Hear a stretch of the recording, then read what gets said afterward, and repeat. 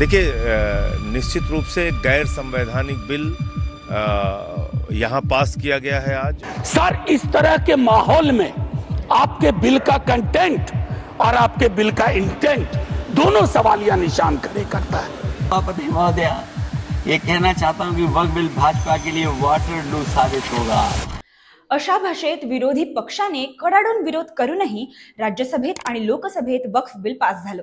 देशभरात अनेक टीका झाल्या। बिल पास होऊ नये म्हणून प्रयत्नही झाले। हिंदू मुसलमान दोन्ही नेत्यांनी विरोध केला। या सर्वांमध्ये आपल्या महाराष्ट्रातूनही या बिलाला विरोध झालेला पाहायला मिळाला। उद्धव ठाकरे यांच्या शिवसेनेने सुद्धा लोकसभेत या विधेयकाला तीव्र विरोध केला आणि ते मुस्लिम समाजाच्या हिताविरुद्ध असल्याचं सांगितलं। परंतु विचार करायला लावणारी गोष्ट अशी की हिंदुत्ववादी विचारधारेचा म्हणवून घेणारा हा पक्ष सतत स्वतःच्या स्वार्थासाठी पक्षाच्या भूमिका बदलताना दिसला।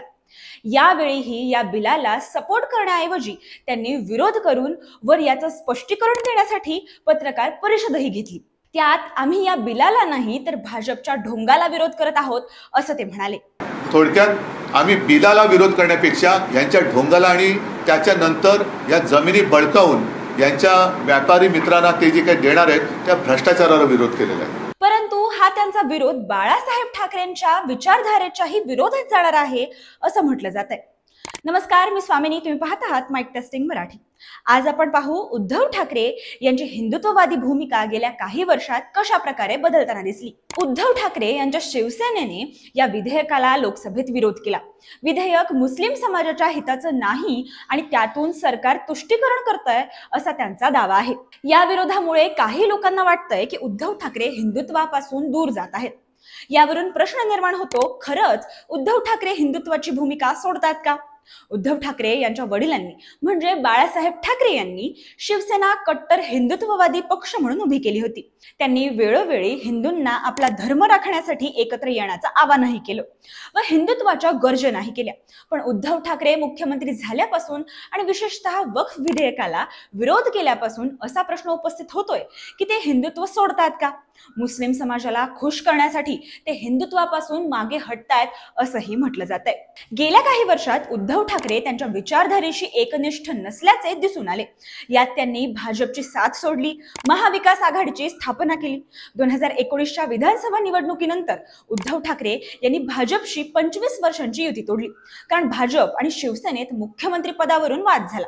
भाजपने सत्तेत समान वाटा द्यायला नकार दिला। तेव्हा उद्धव ठाकरे यांनी काँग्रेस आणि राष्ट्रवादी काँग्रेस म्हणजेच एनसीपी सोबत मिळून महाविकास आघाडी स्थापन केली। ही आघाडी सेक्युलर विचारधारेवर आधारित होती, ज्यामुळे शिवसेनेची हिंदुत्ववादी प्रतिमा इथेही बदलताना दिसली। उद्धव ठाकरे मुख्यमंत्री झाले, पण यामुळे त्यांच्यावर हिंदुत्व सोडल्याचा आरोपही झाला। त्यानंतर 2022 मध्ये शिवसेनेत मोठी फूट पडली। एकनाथ शिंदे यांनी बंड करून 40 आमदारांना सोबत घेतलं आणि भाजपच्या पाठिंब्याने सरकार बनवलं, हे तर आपण जाणतोच।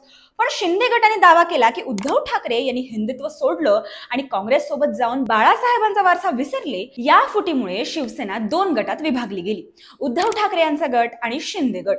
यामुळे पुन्हा उद्धव ठाकरेंवर हिंदुत्वाच्या मुद्द्यावरून टीका वाढली। आता इथेच न थांबता त्यांनी 2024 मध्ये लोकसभेत मुस्लिमांना पाठिंबाही दिला। 2024च्या लोकसभा निवडणुकीत आणि त्यानंतरही उद्धव ठाकरे यांच्या शिवसेनेला मुस्लिम समाजाचा पाठिंबा मिळाल्याचं दिसून आलं। विशेषतः वक्फ विधेयकाला विरोध केल्यामुळे मुस्लिम संघटनांनी उद्धव ठाकरे यांचं कौतुकही केलं। हे सर्व तर आपण पाहिलं। मुस्लिम नेत्यांनी त्यांना मुस्लिमांचा मसीहा असंही म्हटलं। यामुळे त्यांच्यावर असा आरोप होतोय की ते मुस्लिम मतांसाठी हिंदुत्वापासून दूर जात आहेत। ठाकरेंनी पदोपदी त्यांच्या या भूमिका बदलल्या, मग त्या स्वतःच्या स्वार्थासाठी की मुस्लिम समाजासाठी? उद्धव ठाकरे यांनी मुख्यमंत्री असताना आणि नंतरही काही निर्णय घेतले, ज्यामुळे त्यांची भूमिका मुस्लिम समाजाच्या बाजूने झुकलेली दिसते। उदाहरण द्यायचं झालं तर त्यांनी मुस्लिम समाजाच्या हिताचे मुद्दे उचलले आणि वक्फ विधेयकाला विरोधही केला। निवडणुकांच्या काळातही मुस्लिम जनतेचं वोट मिळवण्यासाठी त्यांनी प्रयत्न केले, परंतु त्यांनीच पदोपदी भाजपच्या हिंदुत्वावर टीकाही केली। वक्फ बिल मांडताना दिलेल्या भाषणातही ते काय म्हणाले पाहूया। मुस्लिम समाजाचा कळवळा आणणारी भाषणं ही म्हणजे अतिशयोक्ती करायची झाली तर जिनांनाही लाजवेल अशी मुसलमानांची बाजू घेणारी भाषणं ही खुद्द अमित शहापासून त्यांच्या सर्व मित्रपक्षांनी काल केलेली आहे। मग हे बिल नेमकं मुस्लिमांच्या विरोधात आहे का मुस्लिमांच्या बाजूने आहे? जर मुस्लिमांच्या बाजूने असेल तर त्याला विरोध करणारे आम्ही हे हिंदुत्व सोडणारे कसे? कारण मुसलमानांची ज्या पद्धतीने तुम्ही काल बाजू मांडले की गरीब मुसलमान को ये होगा, मुस्लिम महिलाओं को ये करेंगे, अमुक करेंगे, तमुक करेंगे, मग हिंदुत्व आम्ही सोडलं का तुम्ही सोडलं? वक्फ विधेयकाच्या संदर्भात त्यांनी असं म्हटलं की भाजपचं हिंदुत्व खोटं आहे आणि तेही मुस्लिमांचं तुष्टीकरण करतात. त्यांचा दावा आहे की भाजप फक्त हिंदू मुस्लिम भेद वाढवून राजकारण करते असं त्यांचं म्हणणं होतं. पण त्यांच्यावरही दुसरीकडे हिंदुत्व सोडल्याच्या टीका तीव्रतेने होऊ लागल्या. उद्धव ठाकरे यांच्यावर भाजप, शिंदे गट आणि इतर हिंदुत्ववादी नेत्यांकडून सतत हिंदुत्व सोडल्याचा आरोप होतोय.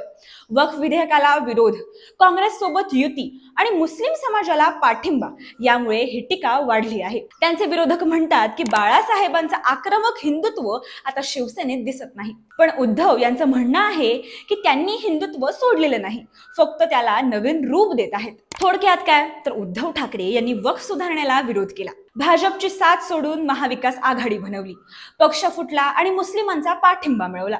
यामुळे त्यांच्यावर हिंदुत्व सोडल्याची टीका वारंवार होते. पण ते म्हणतात की त्यांचं हिंदुत्व सर्वसमावेशक आहे. भाजपच्या हिंदुत्वावर ते टीका करतात आणि स्वतःची भूमिका वेगळी असल्याचं ते सांगतात. तरीही हिंदुत्वाच्या मुद्द्यावरून त्यांच्या विरोधात वाद हा कायम आहे. याबद्दल तुम्हाला काय वाटतं? कमेंट्समध्ये आम्हाला नक्की कळवा.